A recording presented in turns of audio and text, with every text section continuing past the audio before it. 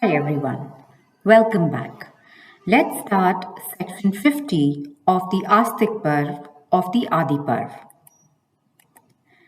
Sati continued.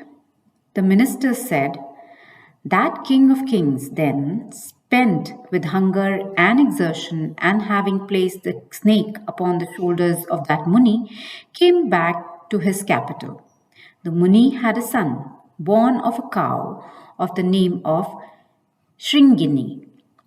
He was widely known, possessed of great prowess and energy, and very wrathful. Going every day to his preceptor, he was in habit of worshipping him.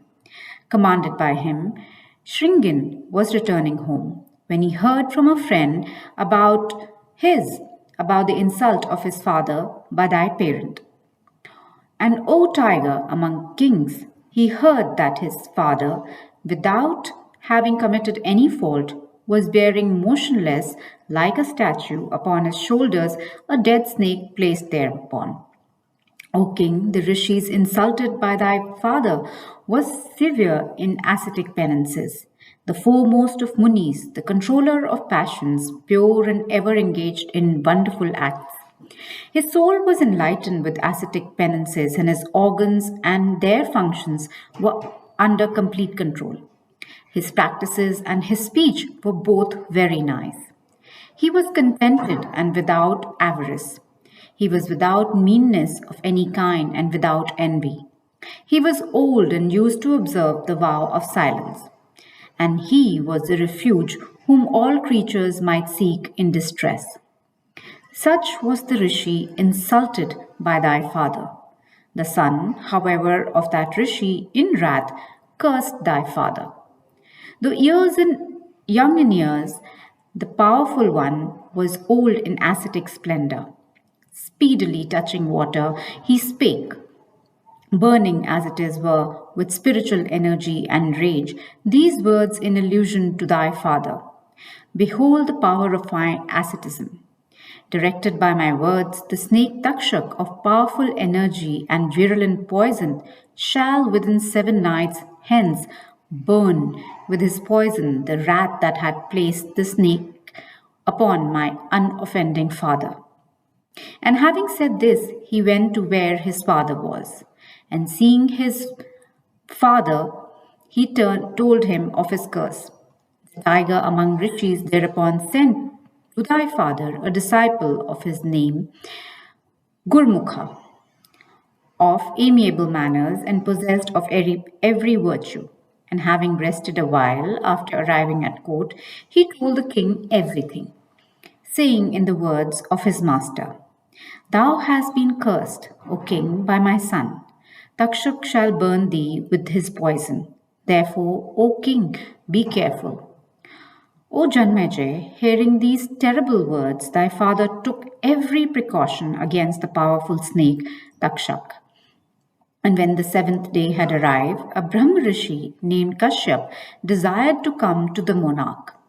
But the snake Takshak saw Kashyap, and the prince of snakes spake into Kashyap, without loss of time, saying, where dost thou go so quickly, and what is the business with which thou goest? Kashyap replied, saying, O Brahman, I am going whither King Parikshit, the best of the Kurus, is.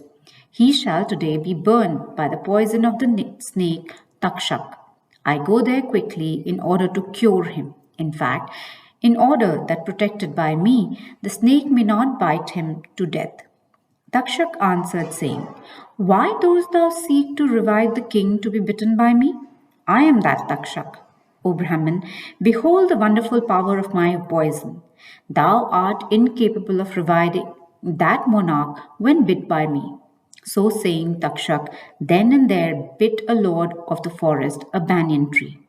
And the banyan tree, as soon as it was bit by the snake, was converted into ashes. But Kashyap, O king, revived it. Takshak thereupon tempted him, saying, tell me thy desire. And Kashyap too, thus addressed, spake against unto Takshak, saying, I go there from desire of wealth. And Takshak thus addressed, and then spake into the highly souled Kashyap in these soft words, O sinless one, take from me more wealth than what thou expected from that monarch, and go back. And Kashyap, that foremost of men, thus addressed by the snake, and receiving from him as much wealth as he desired, wended his way back.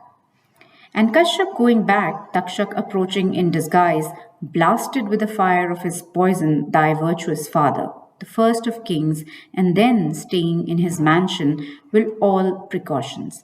And after that, thou wast, O tiger amongst men, been installed on the throne. And O best of monarchs, we have thus told thee all that we have seen and heard, cruel though the account is. And hearing all about the discomfiture of thy royal father and of the insult of the rishi Uttanka, decide thou that should follow. Swati continued, King Janmejay, that chastier of enemies, then spake up to all his ministers, and he said, When did ye learn all that happened upon that? Banyan reduced to ashes by Takshak, and which wonderful as it is, and was afterwards revived by Kashyap? Assuredly, my father could not have died, for the poison could have been neutralized by Kashyap with his mantras. That worst of snakes, of sinful soul, though thought within his mind that if Kashyap resuscitated the king bid by him, he, Takshak, would be an object of ridicule in the world owing to the neutralization of his poison. Assuredly, having thought so, he pacified the Brahmin. I have devised a way, however, of inflicting punishment upon him.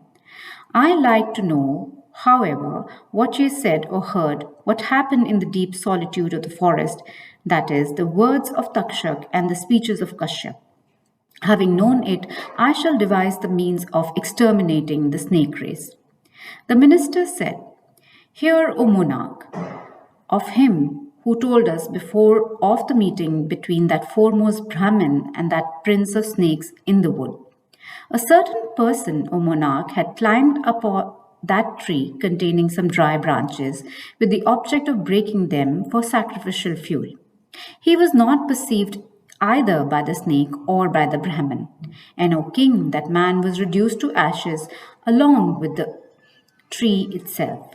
And, O king of kings, he was revived with the tree by the power of the Brahmin. That man, a Brahmin's menial, having come to us, represented fully everything that it had happened between Takshak and the Brahmin. Thus have we told thee, O king, all that we have seen and heard, and having heard it, O tiger amongst king, ordain which should follow.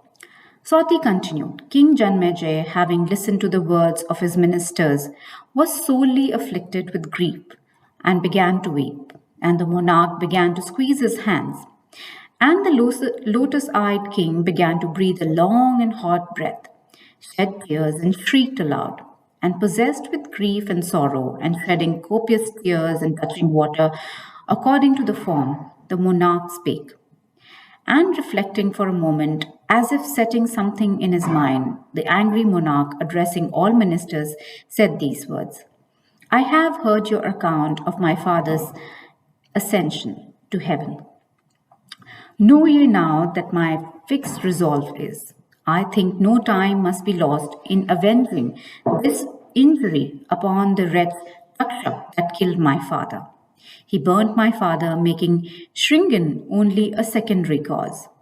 From malignity alone, he made Kashyap return. If that Brahmin had arrived, my father assuredly would have lived.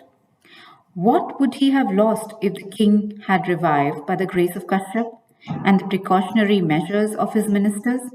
From ignorance of the effects of my wrath, he prevented Kashyap, that excellent of Brahmins, whom he could not defeat, from coming to my father with a desire of reviving him. The act of aggression is great on the part of the wretch Takshak, who gave wealth unto that Brahmin in order that he might not revive the king. I must now avenge myself on my father's enemy to please myself, the Rishi Uttanka and you all. Section 51.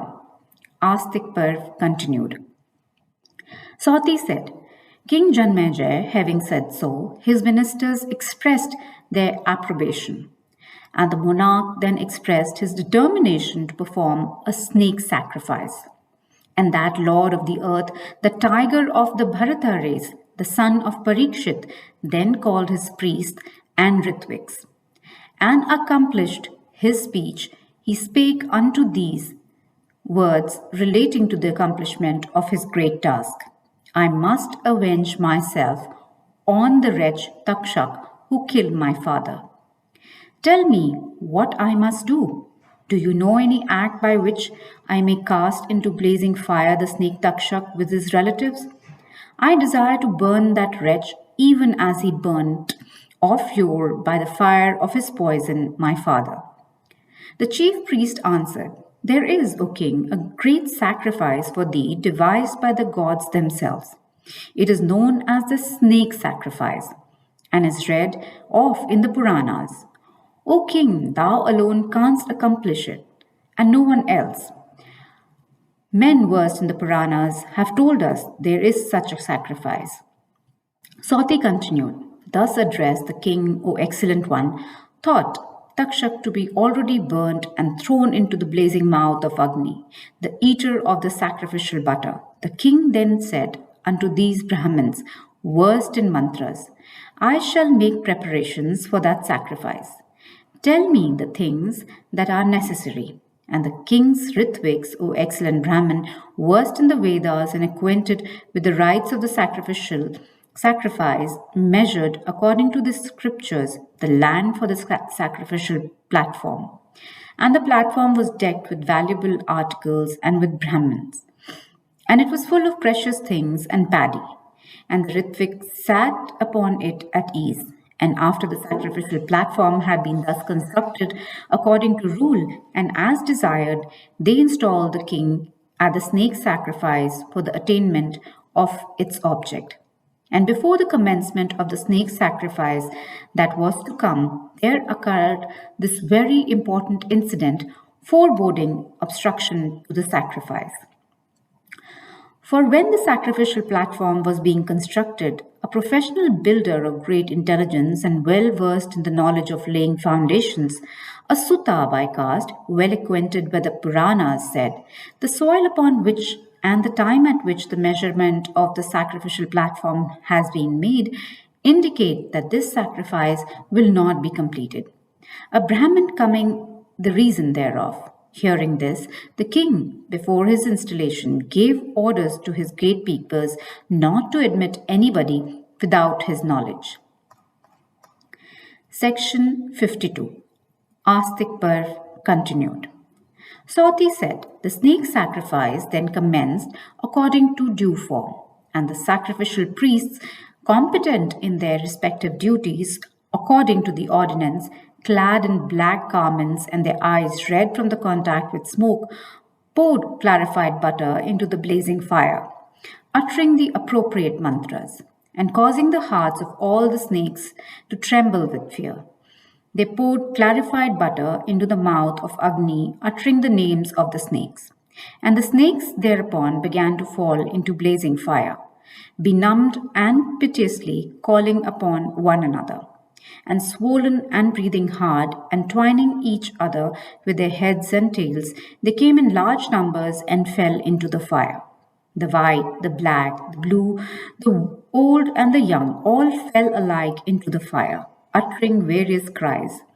Those measuring a krosa, and those measuring a yojana, and those of measurement of a gokarna fell continuously with great violence into that first of all fires.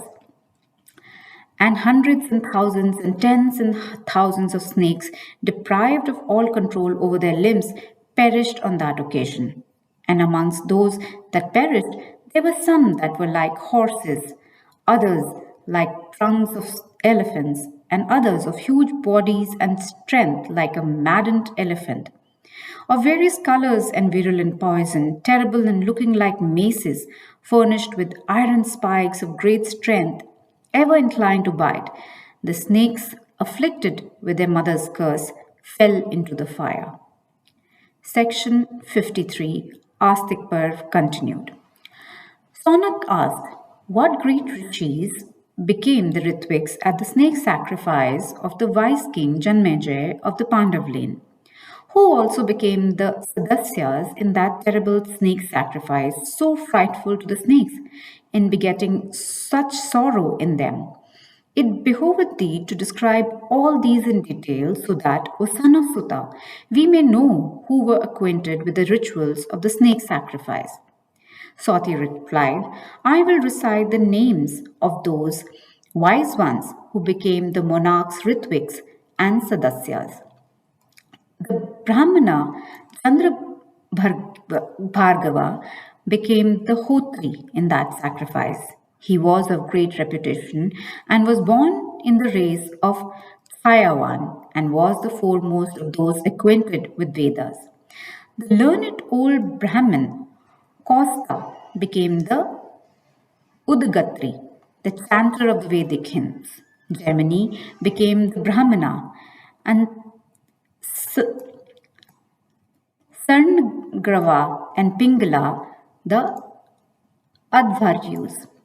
Vyasa with his son and disciples and Udhalaka, Pramataka, Svetketu, Pingala, Asita, Devala, Narada, Parvata, Atreya, Kundrajatraka, the Brahmin Kalaghata, Vatsya, old Sravas, ever engaged in japa and the study of the Vedas. Kuhala, Devasarman, Madhugalya, Samasurrava, and many other Brahmins who had got through the Vedas became the Sadasyas at the sacrifice of the son of Parikshit. When the Ritviks in that snake sacrifice began to pour clarified butter into the fire, terrible snakes, striking fear into every creature, began to fall into it. And that fat and the marrow of the snakes, thus falling into the fire, began to flow in rivers, and the atmosphere was filled with an insufferable stench owing to the incessant burning of the snakes. And incessant also were the cries of the snakes fallen into the fire and those in the air about to fall into it. Meanwhile, Takshak, that prince of snakes, as soon as he heard that King Janmejay was engaged in the sacrifice, went to the palace of Purandara, Indra, and the best of snakes, having represented all that had taken place, sought in terror the protection of Indra after having acknowledged his fault. And Indra, gratified, told him, O prince of snakes, O Takshak, here thou hast no fear from the snake sacrifice. The grandsire was pacified by me for thy sake. Therefore, thou hast no fear. Let this fear of thy heart be allayed. Sati continued. Thus encouraged by him, the best of snakes began to dwell in Indra's abode, in joy and happiness. But Vasuki, seeing that the snakes were incessantly falling into fire and that his family was reduced to only a few, became exceedingly sorry. And the king of the snakes was afflicted with a great grief, and his heart was about to break. And summoning his sister, he spake unto her, saying, O amiable one, my limbs are burning, and I no longer see the point of the heavens.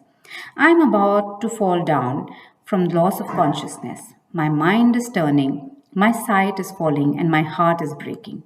Benumbed, I may fall today into the blazing fire. This sacrifice of the son of Parikshit is for the extermination of our race.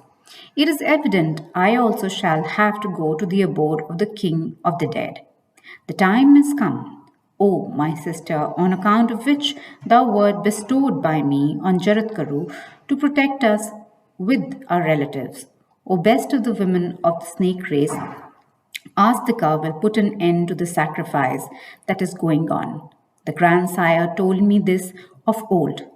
Therefore, O child, solicit thy dear son, who is fully conversant with the Vedas and regarded even by the old, for the protection of myself and also of those dependent on me. With this, we come to an end to this episode of Astik Parv of the Adi Parv of Mahabharat. Don't forget to like and subscribe. Until next time, this is your host, Madhulika Rajahan, signing off. Stay healthy always. Narayan Narayan.